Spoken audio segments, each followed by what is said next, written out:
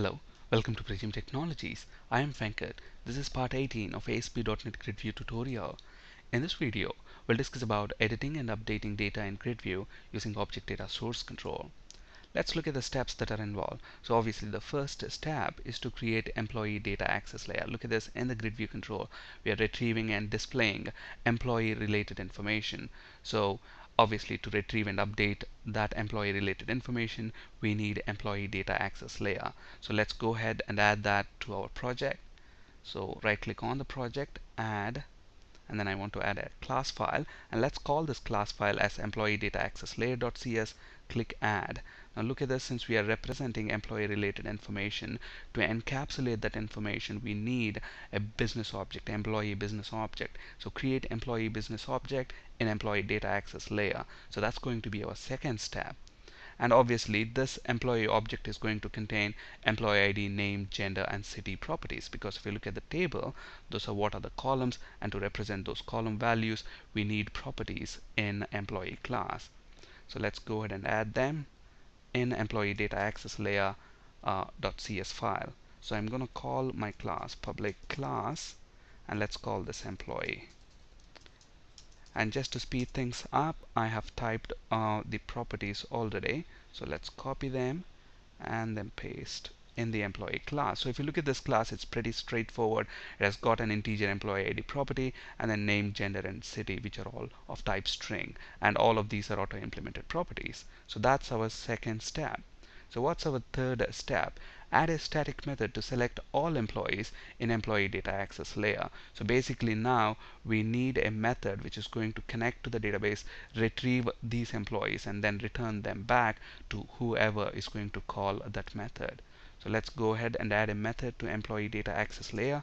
So public, it's got to be a static method, and this method should return a list of employees back. So the return type of my method is going to be list employee, and I'm going to call this get all employees. And this method is not going to take any parameters because we want to select all the employees. Alright, and again, to speed things up, I have that ADO.NET code already typed, so let me copy and paste that. And obviously we need some ADO.NET namespaces to get rid of these compilation errors. So we need system.data. So let's import that using system.data. We also need system.data.sql client, and finally system.configuration namespace. Okay, now let's look at the code within this get all employees method. If you look at this, the return type is list of employees, meaning it's going to return a list of employees back. So what are we doing? The first line creates a variable of type list employee, because we want to return list employees back. And this line here is reading the connection string from web.config file. Using that connection string, we are building the SQL connection object. And then look at the SQL command that we are preparing. Select star from TBL employee. We are going to retrieve all the records from TBL employee table, and then open the connection, execute the command. Okay, and then look at that. We are looping through each row that's retrieved, and then converting the database row into an employee object. And then finally adding that employee object to the list that we have. Once we are done looping through each row and creating and adding that employee object to the list, finally we return that list employees back to whoever is going to call this method. So that's our third step. Fourth step, we need, now look at this, when we actually edit a row, we can change name, gender, and city, and once I click update, we need a method which is going to update employee details by passing in all these four parameters: employee ID, name, gender, and city. Okay, so we need a method which is going to update employee details by passing in these four parameters. Okay, so let's add that static update method to our employee data access layer. So it's going to be again another static method. So public static, and the return type is going to be void update employee.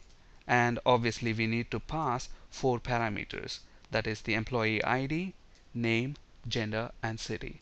And just to speed things up, I have this again typed, so let me copy and paste it there. We'll go over that code in a bit. Okay, so I think we have the method outside the class, so let me copy that and paste inside the class. So that's our class, so that's the get all employees, and this is the update employee method. So if you look at this, obviously this method has got 4 parameters: employee ID, name, gender, and city. And then obviously here the first line is reading the connection string, the second line is creating the SQL connection object using that connection string.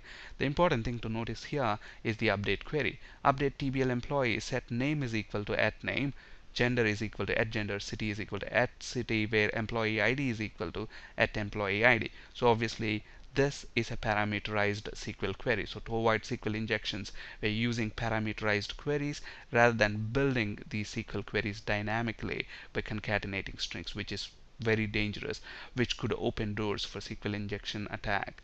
Okay, so obviously now since this is a parameterized query, we need to supply values for those SQL parameters. And that's what we are doing in these lines here. So we're preparing the SQL command object using that string update query, and then we need to, since we need to supply values for those parameters, we are actually creating the parameters. Look at this, this is the SQL parameter and this is the value for that SQL parameter. So where is this value coming from? It's coming into this method as a parameter. So obviously when we click this update method, these values, these 4 values, will be passed into this update employee method, which in turn will be associated to these SQL parameters. And that's what these 2 lines are doing here. So the first line creates the parameter object, the next line adds that parameter object to the parameters collection of the command object. And we do the same thing for gender, city, and name. And finally open the connection, execute the non-query. So simple ADO.NET code here. So we are done with the 4 steps. The final step is to basically configure Object Data Source and Gridview control. So let's flip to Visual Studio. So let's flip to web form. Now first let's compile the project, and then let's drag and drop a Gridview control onto the web form. Let's auto format that. Let's choose brown sugar scheme, and now let's drag and drop Object Data Source control. Let's configure data source. So choose your business object. Our business object is employee data access layer present in a demo namespace. So demo.employee data access layer. Click next, select your select method, which is going to be get all employees. That returns a list of employees back. And then we also need to specify the update method. So let's click on the update tab and select your update method. Look at the parameters. It has got those 4 parameters that we specified. That's it. Click finish. We are done configuring Object Data Source. Now let's associate this to the Gridview control. And look at this, the moment I associate this Object Data Source control to the grid view has detected that this Object Data Source control has got update command. Okay, as a result of which, it shows this enable editing method, checkbox. So let's check that. So you have the edit button next to every employee data row. Let's run this. When the web form renders, obviously it has to display the employee data with an edit button next to every employee data row. Now let's click edit. Look at that. Employee ID is also editable. But look in the slide, we don't want employee ID to be editable because that's the primary key, and it's unusual to change primary key values. We don't want users to be editing that employee ID, so we want to render it in read-only mode using a label control. So how do we achieve that? It's very simple. All we need to do is set the employee ID bound column read-only attribute to true. So within the Gridview control, you have these bound fields which are displaying, basically the employee ID, name, gender, and city. All we want to do is the bound field which is displaying employee ID, set its read-only attribute to true. So if this is the case, then when we edit that employee row, it's going to render employee ID using a label control. Okay, look at that, employee ID rendered using label control. Now let's change name of Mark from Mark1 back to Mark, and then let me update. Look at that. Is it updating the data? No, it's not. Why is that? That's because, when I click this update button, what's happening is, the employee ID is actually passed as 0 to this update query. And then we don't have any row with employee ID 0, so no row gets updated, and we don't get an exception as well. Okay, so to understand that properly, actually you can put a breakpoint in update employee method and then debug that, and then watch the value of this employee ID.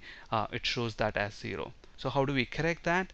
All we need to do is set the data key names property. So data key names is equal to employee ID. Alright, so with this change, let's go ahead and run this now. So edit, and then let's change mark 1 back to mark, update that. Look at that, that's updated properly. Let's select the data from table just to make sure. Alright, another thing here, if you notice, if I click edit, look at this gender, it's actually male female. Instead of displaying a text box there, don't you think it's better if we actually display a drop down list? We'll see how to enhance this editing interface in a later video session. On this slide, you can find resources for ASP.NET, C# and SQL Server interview question. That's it for today. Thank you for listening. Have a great day.